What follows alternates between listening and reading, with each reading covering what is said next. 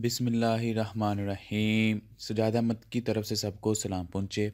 Video start करने से पहले मैं आपको बता देता हूँ कि इन वीडियोस में दो चीज़ों को डिस्कस नहीं किया जाएगा ताकि आपका कीमती वक्त ज़ाया ना हो। एक ERD डायग्राम और दूसरा नॉर्मलाइजेशन को। इसके अलावा जितनी भी चीज़ें होंगी उसको मैं बड़ी हद तक कवर करने की कोशिश करूँगा। अगर आप ERD डायग्राम और नॉर्मलाइजेशन को देखना चाहते हैं तो मेरी जो प्लेलिस्ट है इस हवाले से यानी कि कोर्स के अंदर वो आप देख सकते हैं। वीडियो स्टार्ट करने से पहले मेरी आपसे गुजारिश है कि अगर आपने चैनल को सब्सक्राइब नहीं किया तो सब्सक्राइब कर लें। वीडियो के मुतल्लिक अपने दोस्तों को बताएं। अगर वीडियो अच्छी लगे तो ही लाइक करें और दोस्तों के साथ शेयर करें। चलें स्टार्ट करते हैं।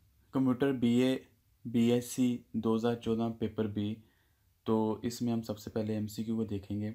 Which of the following is not an advantages of the database approach. तो इनमें से कौन सा है जो कि डेटाबेस अप्रोच का एडवांटेजेस नहीं है। यानी कि नॉर्मल तो ज़्यादातर एडवांटेजेस होते हैं लेकिन कुछ ऐसी चीज़ है जो कि उसका एडवांटेजेस नहीं है। Elimination of data redundancy, ability of associate delete data, increase security, program data independency.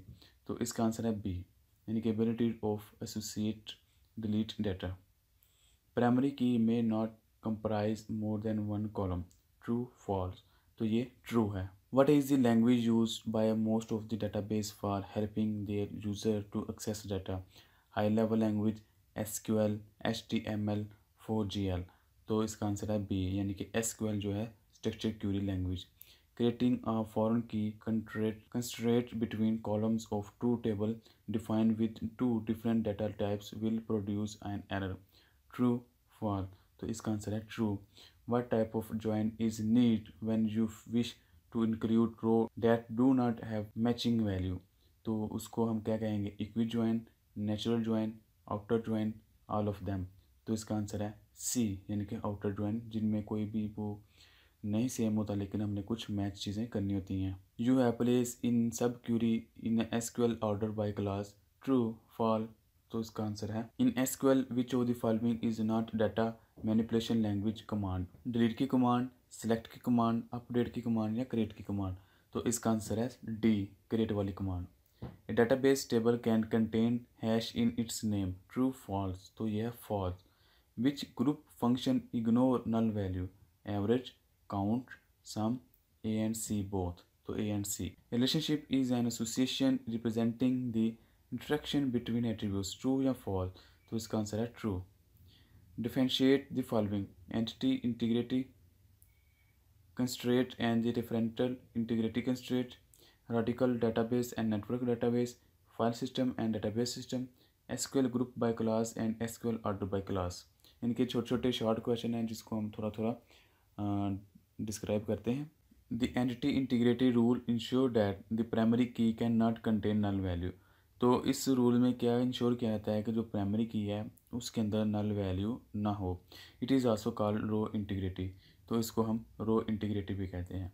दूसरी तरफ रेफरेंशियल इंटीग्रिटी में क्या है? Referential integrity preserve the defined relationship between table when records are added या डिलीटेड। तो इसके अंदर क्या है कि उन रिलेशन को ये देखता है कि जो चीज़ हम रिकॉर्ड कर रहे हैं, जो चीज़ हम ऐड कर रहे हैं या जो चीज़ हम डिलीट कर रहे हैं उसका रिकॉर्ड देखता है। It ensure that key values are consistent across the table. तो ये इंश्योर करता है कि जो टेबल की वैल्यू हैं वो सही हों। Value can not be inserted in a foreign key if it is has no corresponding value in a primary key field of the relation table। Difference between hierarchical database and network database। तो hierarchical database model क्या चीज़ है और network database model क्या चीज़ है, इनको देखते हैं। hierarchical database model is a data model in which the data is organized into tree like structure। तो इसके अंदर क्या है कि डाटा को ट्री लाइक स्ट्रक्चर के अंदर ऑर्गेनाइज किया जाता है। जिस तरह हम देख सकते हैं कि एक हम कह सकते हैं कार है, कार के आगे फिर उसकी क्या टाइप है, उसका इंजन है, उसके डोर हैं, उसके टायर हैं, उसका कलर है। अगर हम डोर की बात करें तो फिर उसके अंदर आएगा कौन सा लेफ़्ट, यानी कि 4 डोर होते हैं तो कौन सा डोर है। इस तरह अगर हम इंजन की बात करें तो इंजन नंबर आएगा, इंजन का साइज़ आएगा, इस तरह। यानी कि एक चीज़ है उसके आगे फिर उसकी शाखें निकल आती हैं, फिर एक शाख निकली है उसके आगे फिर शाखें निकल आती हैं। एक ट्री टाइप यानी कि जैसे एक दरख्त के ऊपर होता है। This structure allow representing information using parent child relationship. तो इसमें क्या है कि पेरेंट चाइल्ड रिलेशनशिप को इस्तेमाल करते हुए डाटा को फीड किया जाता है। Each parent can have many children. तो हर पेरेंट के आगे चिल्ड्रन होते हैं but each children has only one parent. तो लेकिन यह है कि एक बच्चे का एक बाप होगा इस तरह, यानी कि एक कार है उसके आगे डोर होंगे, ऐसा नहीं है कि मुख्तलिफ डोर की मुख्तलिफ कारें होंगी। नेटवर्क डाटाबेस में क्या है, database is said to be network database if the relationship among the data is database are of the type many to many. तो जो हम जितना भी डाटाबेस अपने ये कोर्सेज में पढ़ते हैं, ये टेबल बनाना, डिलीट करना, क्रिएट करना, ये सब के सब नेटवर्क डाटाबेस में आता है, जिसके अंदर रिलेशनशिप होते हैं। मैन टू मैनी का रिलेशनशिप हो गया, वन टू मैनी का हो गया, इस तरह मुख्तलिफ रिलेशनशिप है, उनको डिस्कस किया जाता है। Difference between file system and database system. File system मैं आपको वैसे बताता हूँ कि फाइल सिस्टम क्या है कि जो हम डाटा कोई भी है उसको हम फाइल्स बना के रखते हैं, तो वो फाइल सिस्टम कहलाता है। इसकी जगह taking it's name from the way based on information system data is called the file system. जितना भी डाटा होता है उसको हम फाइल्स में रखते हैं तो वो फाइल होती है, तो उसका नाम लिख देते हैं फाइल सिस्टम के ज़रिए। दूसरी तरफ क्या है, डाटाबेस सिस्टम है। Database system are specially design software application, यानी कि ये जो एक सॉफ्टवेयर होता है जिसको हम DBMS कहते हैं, डाटाबेस मैनेजमेंट सिस्टम। तो डाटाबेस मैनेजमेंट रिलेशन सिस्टम ये सारा का सारा उसके मतलब है। Differentiate between SQL group by class and SQL order by class. SQL group by class क्या है, the SQL group by class can be use to divide the row in table into smaller group. कि हम क्या करते हैं कि एक रो को आगे उसको स्मॉलर ग्रुप में तकसीम कर देते हैं। If aggregates function is used in select statement group by class produce a single value per aggregate. तो अगर हम एग्रीगेट सेलेक्ट को इस्तेमाल करते हैं तो वो पर लाइन उसका एग्रीगेट बनाता है। इसकी ये एग्जांपल है। SQL ऑर्डर बाय क्लास में क्या है, SQL order by clause is use to sort the rows. तो इसमें रो को सॉर्ट करने के लिए इस्तेमाल करता है। जिस तरह हम कह सकते हैं कि हमने उसका तरतीब लगानी है सेंडिंग में डिसेंडिंग में, तो उसको सॉर्टिंग करने के लिए काम आती है। इस तरह इन दोनों में ये फ़र्क आता है। एग्जांपल आप इसकी देख सकते हैं कि ये ऑर्डर बाय, उसने कह दिया सेल को हमने ऑर्डर करना है, इनकी तरतीब लगानी है डिसेंडिंग ऑर्डर में। आगे ये क्यूरी लिखने का काम है, आप ये खुद देख सकते हैं, मैं इसको डिस्कस नहीं करूँगा। और ये सारा नॉर्मलाइजेशन है, इसको भी मैं डिस्कस नहीं करूँगा, आप खुद देख सकते हैं। और इसको मैं स्टार्ट करता हूँ प्रैक्टिस सिस्टम के पेपर को।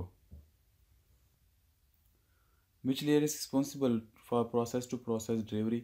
जो OSA मॉडल के अंदर 7 लेयर हैं, उसमें से कौन सी layer process to process delivery के लिए रिस्पॉन्सिबल है, वो है network layer, transport layer, session layer, data link layer. तो इसका आंसर है बी, यानी कि transport layer. Transmission data rate is decided by network layer, physical layer, transport layer, data link layer. तो इसका आंसर है सी। कंप्यूटर नेटवर्क क्या है, collection of hardware components interconnected by communication channel, sharing of resources, all of the above. तो ये सब की सब चीज़ें नेटवर्किंग के अंदर आती हैं। Which of the following OSA layer response to TCP/IP application layer. तो इनमें से कौन से है जो TCP/IP एप्लीकेशन लेकर रिस्पॉन्सिबल है, application layer, presentation layer, session layer, all of them. तो all of them. The time taken by the disk to locate the specific address of the sector for getting information is called rotational latency, seek time, search time, response time। तो इसका answer है B, seek time। Which technique was introduced because a single job could not keep both the CPU and IO device busy। तो फिर कौन सी technique को इस्तेमाल किया गया, क्योंकि कोई भी एक चीज़ जो टास्क है वो CPU को भी और IO को भी यूज़ ना करे, बल्कि मुख्तलिफ काम करता रहे एक टाइम पे। टाइम शेयरिंग वाली तकनीक, स्पॉलिंग तकनीक, प्रेम्पटिव स्केजुलिंग, मल्टी प्रोग्रामिंग। तो इसका आंसर है D, multi programming. Inter process communication can be done through mails, messages, system call, trap. तो इसका आंसर है बी, मैसेजेस के ज़रिए। PCB क्या स्टैंड है, program control block, process control block, process communication block, none of them. तो इसका answer है B, process control block. The primary job of the operating system of the computer is to command resources, manage resources, provide, utilize, be user friendly। तो इसका answer है B, यानी कि resources को manage करना है, manage resources. Which of the following is a criteria to valuate the scheduling algorithm. तो इनमें से कौन सा क्राइटेरिया है कि हम स्केजुलिंग को प्रेफर करते हैं। CPU यूटिलाइजेशन, बिल्कुल ऐसी बात है कि CPU को यूटिलाइज करना होता है थ्रू आउट उसको भी, और वेटिंग टाइम को भी हमने कम से कम करना होता है। तो इसका आंसर है डी, यानी कि ये तमाम के तमाम उसके अंदर करेक्टरिस्टिक्स को देखा जाता है। Discuss briefly different process attribute. Process attribute को डिस्क्राइब करें। प्रोसेस एट्रीब्यूट्स में क्या है, process attributes are the value that are provide to the process for the execution of that process there are following process attribute. यानी कि कोई एक process है तो उसके कौन कौन सी खसूसियत हो सकती हैं। सबसे पहले ये है कि प्रोसेस आईडी होती है, उसकी कोई आईडी होगी। Parent process ID, user ID, process state process किस हालत में है, program counter, CPU register, memory management information, IO status information, accounting information. अब इन सब चीज़ों को थोड़ा थोड़ा डिस्कस करते हैं। सबसे पहले क्या है प्रोसेस आईडी। ज़ाहिर सी बात है, कोई भी चीज़ को आइडेंटिफाई करने के लिए उसकी आईडी ज़रूरी है। Process ID is a specific ID assign to the process, यानी कि एक आईडी है जिसको असाइन किया जाता है। It is information on the basis of which of the process is identified. तो इसी बेस पे उसको प्रोसेस को आइडेंटिफाई किया जाता है। दूसरी बात जो है parent process ID. Parent process ID is the ID of the parent process from it is generate. तो अगर एक पेरेंट प्रोसेस है, वहाँ से किसी चाइल्ड प्रोसेस को जनरेट किया जाता है, तो फिर लाजमी है कि आप पेरेंट का भी रिकॉर्ड रखें, पेरेंट आईडी भी रखें। Parent process is the process which generate other process called the child process. तो उसको हम कहते हैं कि ये चाइल्ड प्रोसेस है।